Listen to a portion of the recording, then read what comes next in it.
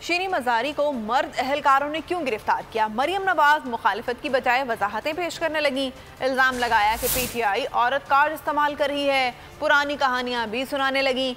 कहा पीटीआई के दौर में उन्हें डेथ सेल में रखा गया था। मरियम नवाज शहबाज शरीफ की तारीफें कर रही थी कि बिजली चली गई। टीवी से पता चला कि शीरी मजारी साहिबा जो है वो अरेस्ट हो गई और मैं टीवी पे सुन रही थी कि पीटीआई उस पर औरत कार्ड भी खेल रही है कि खातून को अरेस्ट कर लिया।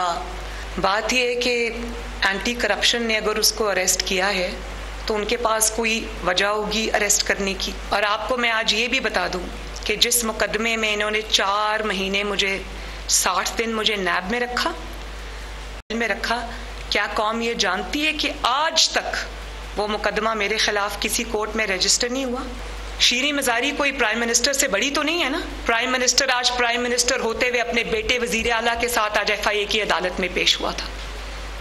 तो अगर नवाज शरीफ अपनी बेगुनाह बेटी के साथ सैकड़ों पेशियां रोजाना की बुनियाद पर अगर भुगत सकते हैं और शहबाज शरीफ वजीर आजम होते हुए, हमजा वजीर आला होते हुए अपना जवाब अगर दे सकते हैं तो शीरी मजारी साहिबा को भी अपना जवाब देना चाहिए।